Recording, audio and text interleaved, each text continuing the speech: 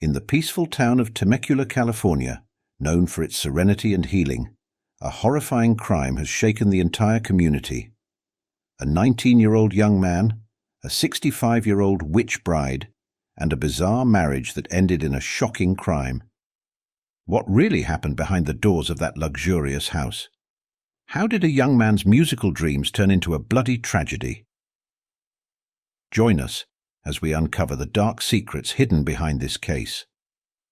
Curtis Stewart was a quiet and reserved 19-year-old, growing up in the quaint town of Temecula, California. Known as the shy boy who was never seen without his guitar, Curtis had just finished high school in May 2021. While his classmates were busy planning their futures, choosing colleges or starting careers, Curtis found himself at a crossroads, uncertain of what path to take. Music was his passion, a dream he clung to, but the steps to make that dream a reality were still unclear to him. Living in a modest trailer on the outskirts of town with his mother, Amity Stewart, Curtis's life was far from easy. Amity, a single mother, had faced countless struggles, particularly after losing her job during the pandemic. The weight of their financial troubles bore heavily on Curtis's shoulders. Despite his own uncertainties, he felt a deep sense of responsibility to help his mother, who was drowning in debt. Yet, even with all the challenges he faced, Curtis's heart remained kind and selfless. He was the type of person who would go out of his way to lend a hand, even when he was the one in need.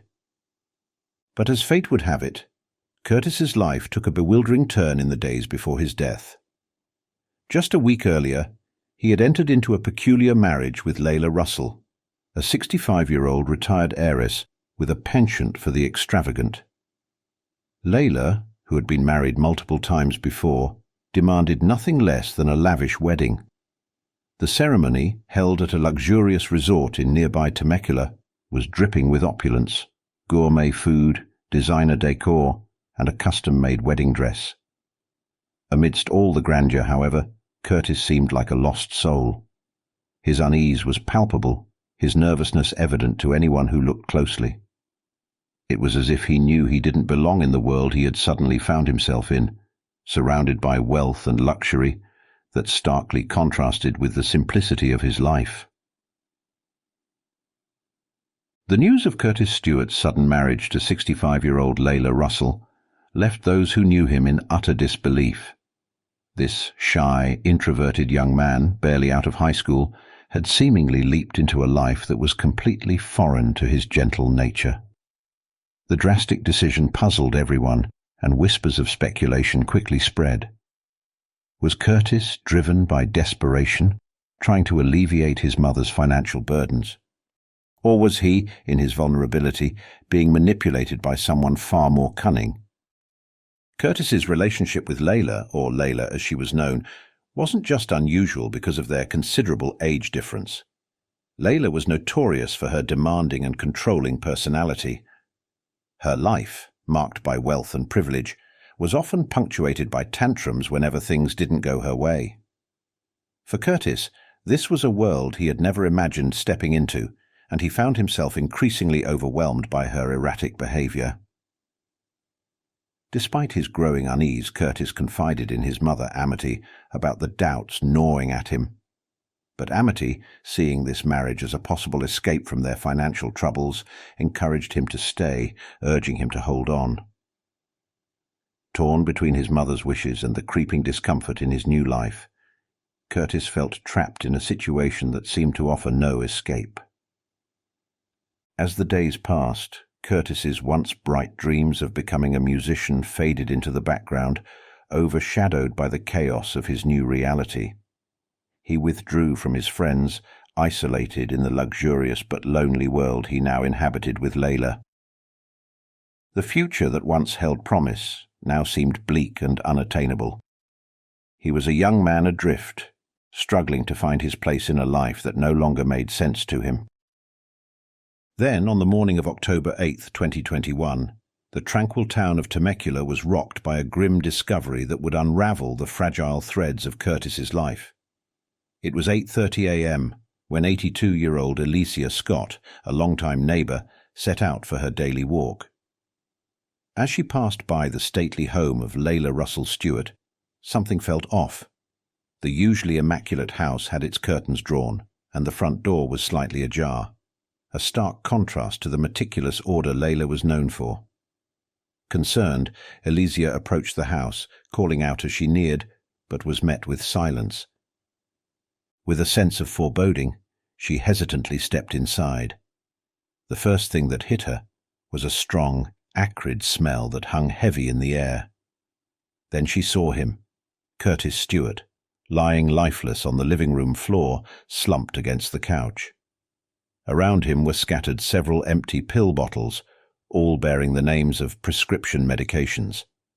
A half-empty glass of water sat abandoned on the coffee table. Elysia's heart raced as she stared in disbelief at the tragic scene before her. The boy she had known, who had seemed so out of place in this house of opulence, was now gone, his life cut short in circumstances that defied comprehension.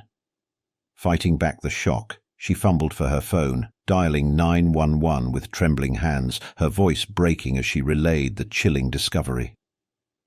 When the 911 operator instructed Elysia to check for signs of life, she hesitated, a wave of dread washing over her. But with trembling hands, she knelt beside Curtis's lifeless body, gently shaking his shoulder as she called out his name. The silence that followed was deafening. Curtis's face was ghostly pale, his lips tinged with blue, and his chest remained still. No rise, no fall. Elysia's mind raced, flashing back to the wedding just a week prior, where Curtis had looked so out of place beside the much older Layla, who had been dressed in an opulent gown that seemed to mock the simplicity of his life. How had things unraveled so quickly, so tragically? With tears streaming down her face, she clung to the phone, staying with the 911 operator until the police and paramedics arrived. The authorities quickly declared Curtis dead at the scene. Elysia, her body trembling with shock, was gently led outside, where she sat on the curb, her gaze fixed on the house where the young man's life had come to such a sudden and tragic end. The world around her seemed distant and muted, as if time had slowed in respect for the lost life inside. By 9 a.m. on October 8, 2021, the quiet streets of Temecula were interrupted by the flashing lights of police cars converging on the Russell Stewart residence. Leading the investigation was Detective Martha Price, a seasoned investigator with a reputation for her sharp instincts and no-nonsense approach. She moved quickly, her keen eyes assessing the scene with the precision of someone who had seen too many tragic endings. Officer Tom Jenkins, a young and eager recruit, followed closely behind her, absorbing everything with the intensity of someone new to the horrors of this line of work. As they entered the living room, an unsettling stillness greeted them. The luxurious surroundings, a stark contrast to the lifeless body lying on the floor, created an eerie juxtaposition. Detective Price's gaze immediately fell on the empty pill bottles scattered near Curtis and the glass of water perched on the coffee table. Xanax and OxyContin, the labels read, prescriptions that often spelled trouble. The scene was unnervingly pristine, with no signs of struggle, no overturned furniture, no blood, nothing to indicate chaos. It was the very neatness that set off alarms in Detective Price's mind. This wasn't the aftermath of a frantic moment, but rather something far more calculated. With the efficiency that came from years of experience, Detective Price directed Officer Jenkins to begin documenting the scene, while she called in a forensics team to dust for prints and gather any possible evidence. The coroner, Dr. Evelyn On, arrived shortly after, her presence somber as she examined Curtis's body. She confirmed what Price had already suspected. Curtis had died from an overdose, but the sheer quantity of drugs present pointed to something far more sinister than a tragic accident. As the investigation unfolded, one small detail caught Detective Price's eye, a wedding photo of Curtis and Layla placed prominently on the mantel. Curtis's expression was haunting, his eyes downcast, his face distant, while Layla's smile radiated triumph.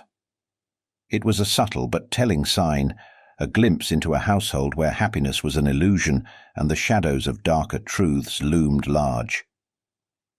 The forensics team meticulously combed through the scene, collecting the pill bottles, the half-empty glass of water, and any other items that could serve as potential evidence.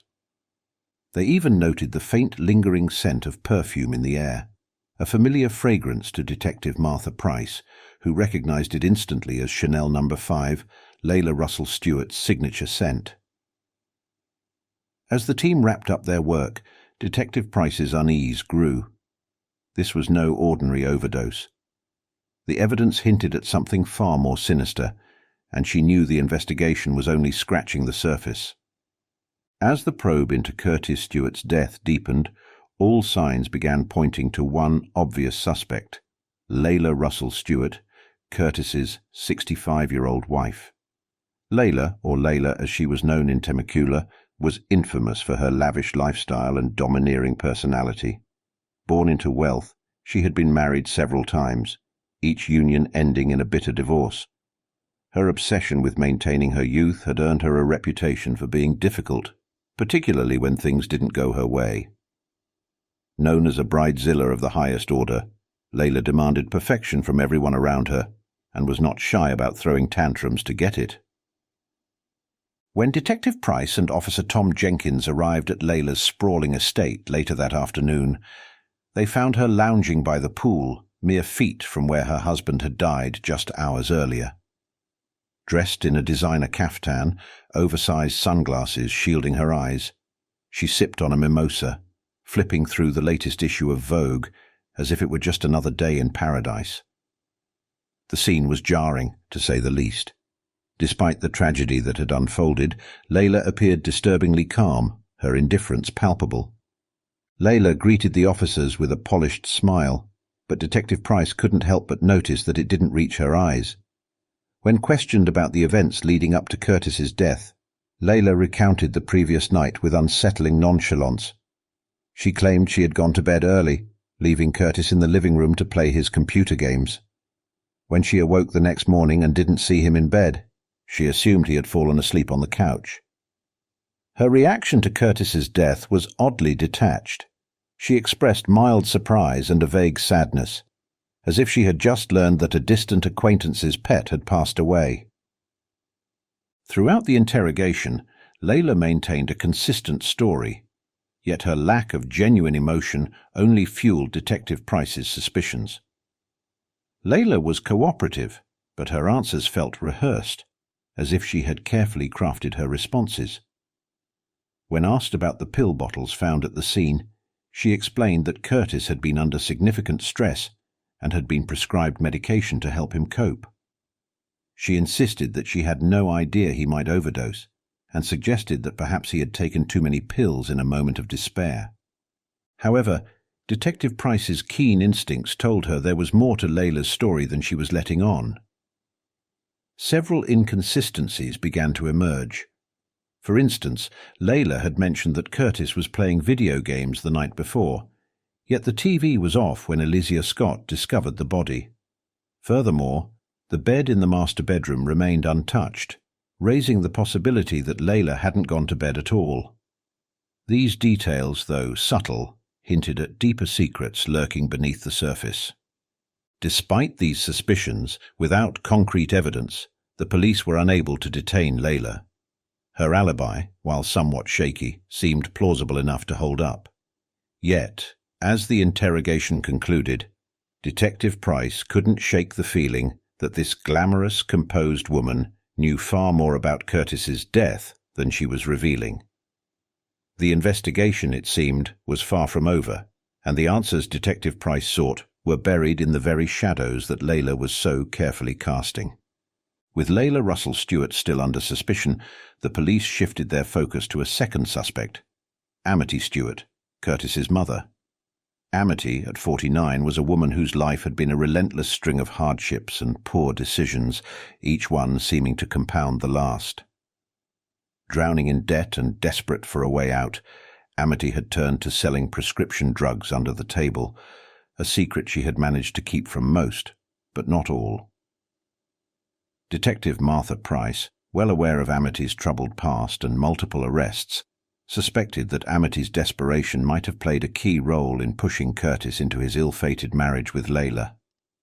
To Amity, the union was more than just a relationship. It was a potential lifeline out of her financial abyss, a chance she couldn't afford to pass up no matter the cost. When the police brought Amity in for questioning, her appearance spoke volumes. She was visibly frazzled, her once proud demeanor worn down by stress and fear. Dressed in faded jeans and a threadbare t-shirt, Amity was a stark contrast to Layla's polished elegance.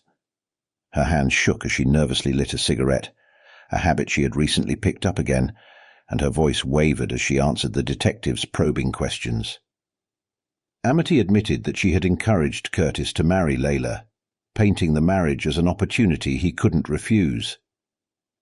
She described the opulent wedding at a Temecula resort, where Curtis had looked utterly out of place, overshadowed by the grandeur that surrounded him.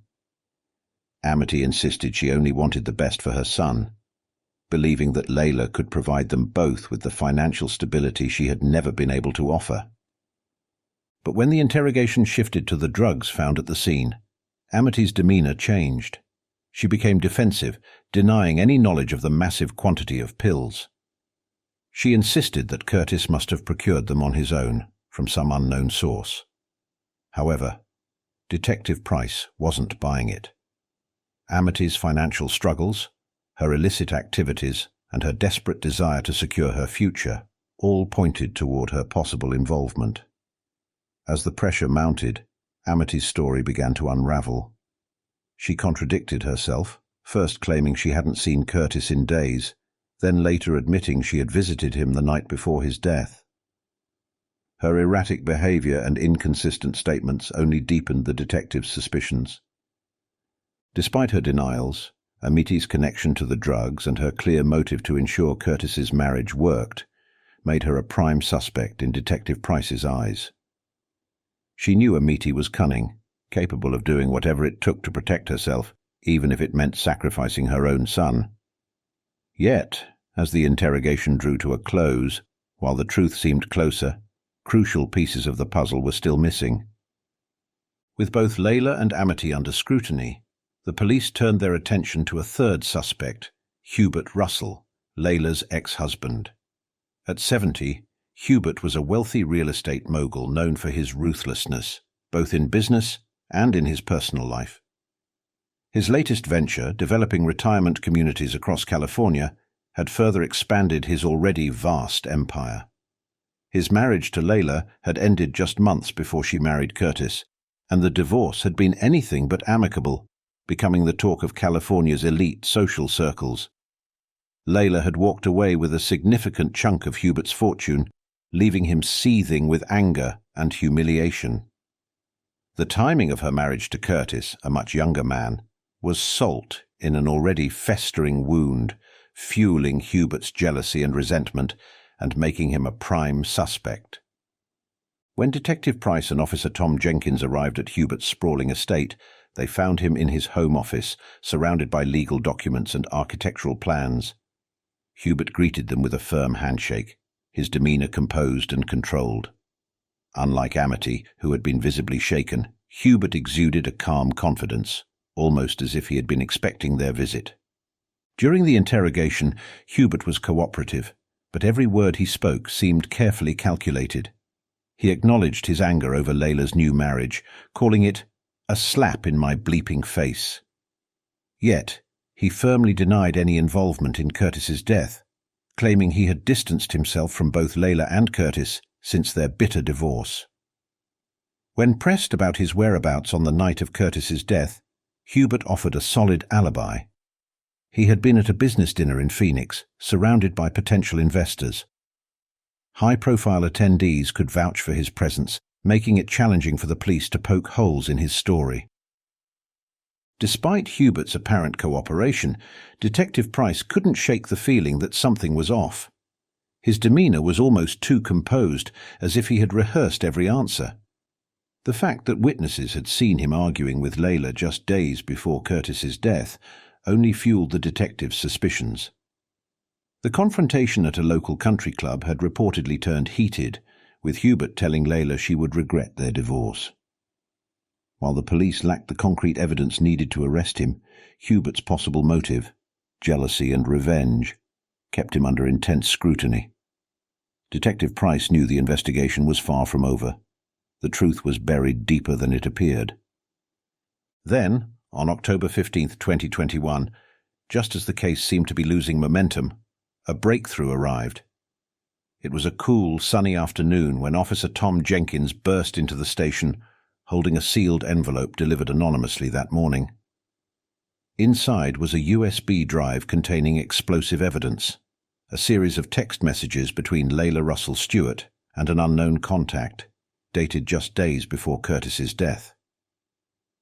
The messages revealed a cold, calculated plan by Layla to divorce Curtis and cut him out of her will, using Amity Stewart's illegal drug dealings as leverage.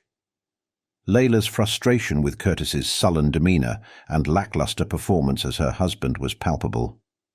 "Sex with him is so vanilla," one message read. Another chilling text stated, "His bleep is smaller than my ring finger." Layla was growing impatient and wanted Curtis and Amity out of her life, and she wasn't afraid to go to extreme lengths to achieve her goal. The discovery of these messages painted Layla in a damning light, exposing her as a manipulative, vengeful woman willing to do whatever it took to get what she wanted. The involvement of a third party, a private investigator hired by Layla, added another layer of complexity to the case. This investigator had uncovered Amity's drug-dealing past, feeding Layla the information she needed to execute her plan. With this damning evidence, the police intensified their focus on both Layla and Amity. The investigation gained new momentum as it became clear that the truth was far more intricate and twisted than anyone had initially suspected. The pieces of the puzzle were starting to fall into place, but the full story was yet to be revealed. On October 20, 2021, just as the investigation seemed to be hitting a dead end, Detective Martha Price uncovered a crucial piece of the puzzle that blew the case wide open. After meticulously analyzing the text messages found on the USB drive and cross-referencing them with phone records, a shocking truth emerged. Amity Stewart, Curtis's own mother, was the mastermind behind the deadly scheme. Driven by a toxic mix of desperation and greed, Amity had used her son as a pawn in a twisted game to secure her financial survival. The evidence was now overwhelming, and the police moved quickly to arrest her. Amity Stewart, 49, was a woman who had known little but hardship. Crushed under the weight of mounting debt and haunted by a lifetime of poor decisions, she saw Curtis's marriage to Layla as her last hope for escaping financial ruin. Terrified that Curtis, who had shown little interest in women, might leave Layla, Amity took drastic measures. She began secretly feeding her son prescription drugs and sexual enhancers, ensuring he stayed compliant and fulfilled Layla's demands. But Amity's reckless plan spiraled out of control when Curtis, overwhelmed by his loveless marriage, accidentally overdosed, taking far more than Amity had intended. The twist in the case came when it was revealed that Layla, dissatisfied with Curtis's lack of enthusiasm as a husband, had been planning to divorce him and cut both him and Amity out of her life entirely. She had uncovered Amity's illegal drug dealings and intended to use this information to protect her wealth. Desperate to keep the marriage and her financial lifeline intact, Amity made a fatal decision. On the night of Curtis's death, she gave him a stronger dose of drugs, hoping to calm him down. But Curtis, trapped in a hopeless situation, took even more pills on his own, leading to his untimely death. Amity had never intended to kill her son, but her actions ultimately sealed his fate. When confronted with the damning evidence, Amity initially denied everything, her calm facade crumbling into panic and fear. But as Detective Price presented the irrefutable proof, messages, phone records and more, Amity's defenses collapsed. She tearfully confessed that she only wanted to keep Curtis in the marriage long enough to secure their financial future, never imagining it would end in tragedy. Amity's arrest sent shockwaves through the small towns of Temecula and Temecula. The revelation that a mother had indirectly caused her son's death left the community reeling.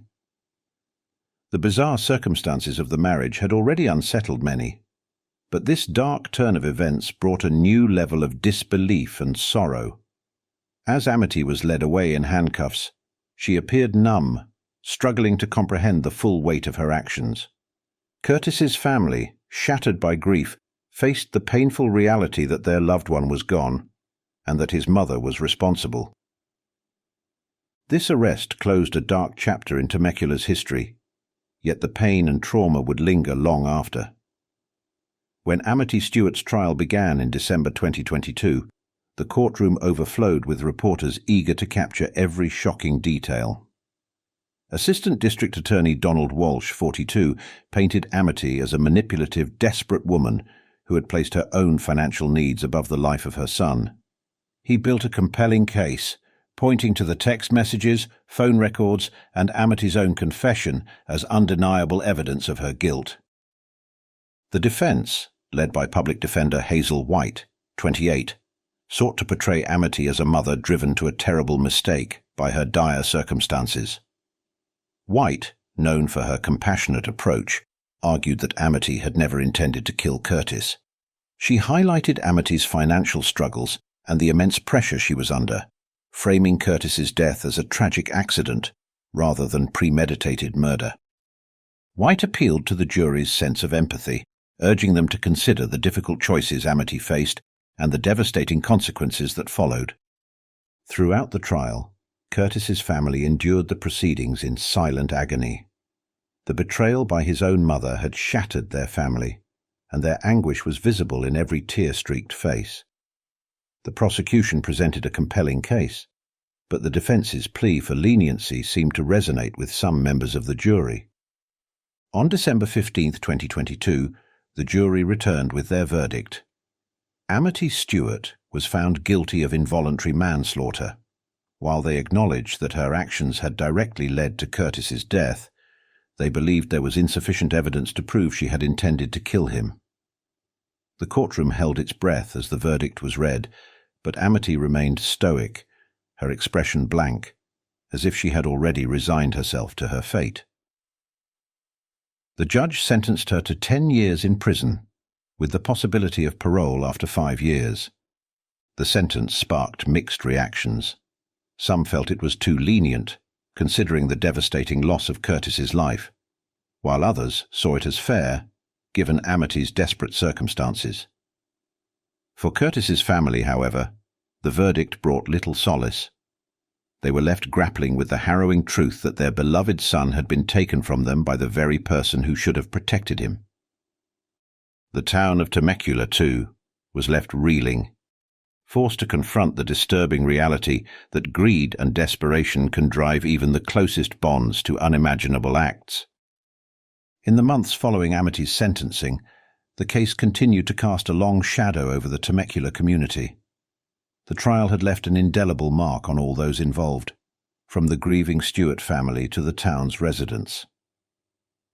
Amity was sent to the California State Prison Complex in Perryville, where she faced a harsh environment, exacerbated by the media attention surrounding her case.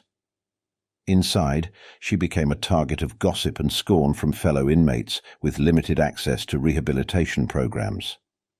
Left to reflect on her actions, Amity participated in programs aimed at addressing substance abuse and mental health issues, seeking some form of redemption as she prepared for her eventual release.